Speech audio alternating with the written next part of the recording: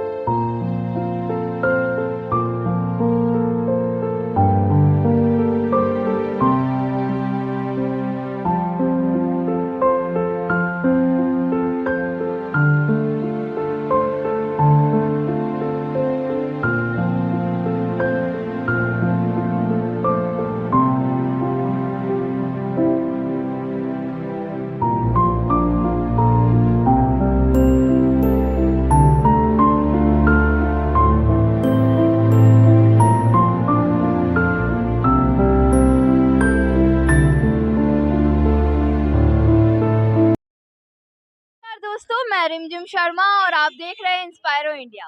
उदयपुर में गुलाबी ठंड हो चुकी है शुरू और इसीलिए हम आए थे फतेह सागर की पाल पर, जहां पे हमने साई सागर कॉफी पे जो जाने माने और चहीते चेहरे पारस सिंघवी जी से, जो कि यहाँ पे कॉफी का लुत्फ उठा रहे थे। तो आइए कुछ बातचीत करते हैं इनसे कि इनका यहाँ पे कैसे आना हुआ और क्या अंदाज में इनका बोलना है।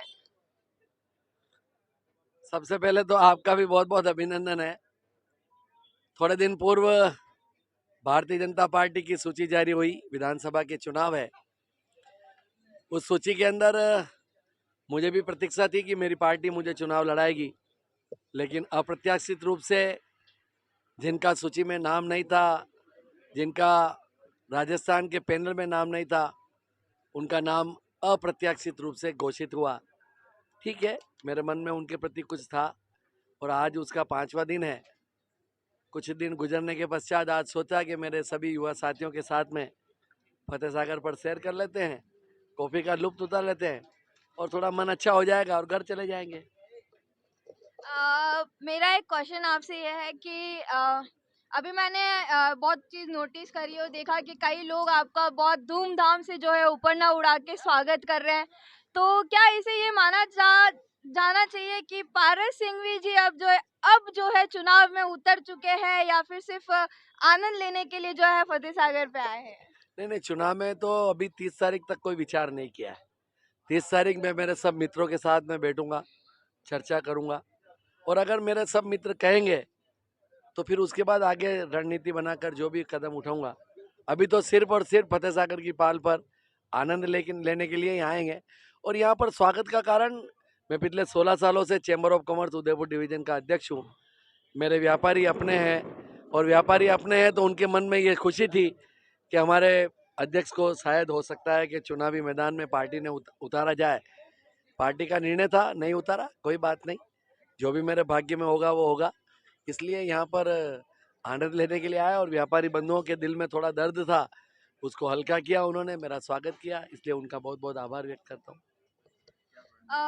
आगे आपकी क्या रणनीति रहेगी चुनाव को लेकर? मैंने कहा ना, अभी निश्चित रूप से अभी वर्तमान में मैं भारतीय जनता पार्टी का कार्यकर्ता हूँ, मैं वर्तमान में उप महापौर हूँ। अभी मैंने कोई पार्टी की लाइन से परे हटने का काम नहीं किया है, लेकिन हाँ, मेरे मन में कैंडिडेट को लेकर निश्चित रूप से दर्द है ऐसे प्रत्याशी को पार्टी ने चयन किया है जिसने 12 सालों तक पार्टी का विरोध किया, महिला बैंकों के चुनाव में विरोध किया और ऐसी घटनाएं हर समय उनके कार्यकाल में घटी जो इस पार्टी के कार्यकर्ताओं को डैमेज करने का काम किया। इसलिए मेरा कैंडिडेट के प्रति दर्द है, पार्टी के प्रति न दर्द था न है। और वर्तमान में अगर पार्टी ने कोई विचार नहीं किया, मुझे ये भी पता है कि हमारी पार्टी के अंदर शायद टिकट का बदलाव नहीं होता है, लेकिन फिर भी मेरे पार्टी के शीर्ष नेतृत्व को मैंने निवेदन किया है, अगर कोई विचार करेंगे तो बहुत बढ़िया, नहीं विचार करेंगे तो फिर 50 साल की तपस्या को दांव पे लगाना पड़ेगा, तो दांव पे भी लगाऊंगा। अभी मैं जैसा आप सब लोग देख सकते हैं काफी युवा अभी यहाँ पे मौजूद है, तो आप युवाओं को क्या संदेश देना चाहेंगे राजनीति के उपलब्ध? मैं मेरे युवा भाइयों को यही संदेश देना चाहता हूँ कि स्वाभिमान के साथ समझौता मत करो। हम 25 साल, 30 साल, 40 साल पार्टी की सेवा करते हैं। आज 40 साल सेवा करने के पश्चात अगर जिस व्यक्ति का हक होता है उसका हक मारा जाएगा तो फिर उस युवा को बोलने के लिए मजबूरन होना पड़ेगा। और आज इसीलिए उदयपुर का प्रत्येक नागरिक, उदयपुर का प्रत्येक युवा, उदयपुर की प्रत्येक महिला, बहनें, व्यापारी, मजदूर, ठेला वाला व्यवसायी, कोमचे वाला, उसके मन में ये कष्ट है कि हमारे पारस के साथ अन्याय क्यों। इसलिए ठीक है, फिर भी पार्टी का निर्णय है, उसको आज नहीं तो कल सिरोधार करना पड़ेगा, ये तो मैं जानता हूँ। लेकिन फिर भी अगर मेरे भाई कह देंगे, युवा कह देंगे, मेरे सहयोगी कह देंगे, मेरे परिवारजन कह देंगे कि नहीं राह अलग पकड़नी है, तो फिर ठीक है, जो होना होगा जो होगा। पत्ता कब खुलने वाला है? मैंने पहले भी कहा ना, समाचार पत्रों के माध्यम से भी है और आपके चैनल के माध्यम से भी कहता हूँ, 30 तारीख तक मैं निश्चित रूप से विचार कर रहा हूँ कि कोई भी राह, गलत राह पे नहीं जाऊं। गलत राह का तात्पर्य ये है कि मेरी उम्र करीबन 60 साल की होने आई है और 50 साल से इस संगठन को आगे बढ़ाने के लिए, भारतीय जनता पार्टी की नीतियों को आगे बढ़ाने के लिए, ये विचारधारा को आगे बढ़ाने के लिए खूब संघर्ष किया है जीवन में और संघर्ष की पराकाष्ठा की है। तब जाकर आज मेरे जैसे सैकड़ों हजारों कार्यकर्ता ने आहुति दी है, जिनका नाम भी, मेरे को तो 4 बार पार्षद का टिकट भी मिला। ऐसे व्यक्ति है जिनको टिकट छोड़ के, जिनका नाम भी कोई उदयपुर की जनता नहीं जानती है, ऐसे अनेकों हजारों कार्यकर्ताओं ने इस पार्टी के लिए आहुति दी। उनकी वजह से आज केंद्र में भारतीय जनता पार्टी की सरकार है, देश के यशस्वी प्रधानमंत्री नरेंद्र भाई मोदी है। लेकिन हाँ, दर्द इस चीज़ का है कि जब पार्टी का कार्यकर्ता युवा मोर्चा से यात्रा प्रारंभ की, विद्यार्थी परिषद से प्रारंभ की, युवा मोर्चा का जिलाध्यक्ष रहा, प्रदेश मंत्री रहा और उसके पश्चात नगर निगम में 1995 में 94 में पार्षद बना, तब से सेवा का संकल्प लेकर हमने काम किया है। ठीक है, मैं सौभाग्यशाली हूँ, भाग्यवान हूँ कि मेरी पार्टी ने मुझे 4 बार टिकट दिया। यह भी सौभाग्यशाली हूँ कि मैंने और उस पार्टी के काम करने में कोई कोर कसर नहीं छोड़ी। ये बात सत्य है कि अलग अलग वार्डों से टिकट दिया और इस बार तो पार्टी ने ऐसे वार्ड से टिकट दिया कि जहाँ जीतना भी संभव नहीं था। मेरे वार्ड के कार्यकर्ताओं ने, मेरे वार्ड की जनता के चरणों में नमन करता हूँ, उन्होंने मुझे पार्षद बनाया और फिर पार्टी ने उपमहापौर बनाया। और उसके पश्चात एक मन में परिकल्पना रहती है, महत्वाकांक्षा रहती है। जब राजनीति में काम करते थे ऐसा नहीं है मैं महत्वाकांक्षा करता हूँ, मैं 4थी बार पार्षद हूँ। कुछ लोग ऐसे भी हैं जिनको भी पार्टी ने 3-3 बार पार्षद बनाया, 4थी बार उनके परिवार के लोग पार्षद बने। ऐसा नहीं है, ये कहते हैं ना बहुत कुछ मिल गया, तो सबको मिलता है। कोई 4 बार विधायक रहता है, कोई 5 बार रहता है, कोई 8 बार रहता है और विधायक रहने के पश्चात भी पद छोड़ने की इच्छा नहीं होती है। ऐसे बहुत सारे लोग हैं इस देश के अंदर, मेरी पार्टी में भी है और कांग्रेस में भी है। लेकिन दर्द इस चीज़ का है, जब मौका आता है और मौके पर अगर संगठन में काम करने के पश्चात, ईमानदारी के साथ काम करने के पश्चात, लोगों के दिलों पर राज करने के पश्चात, राज कौन करता है?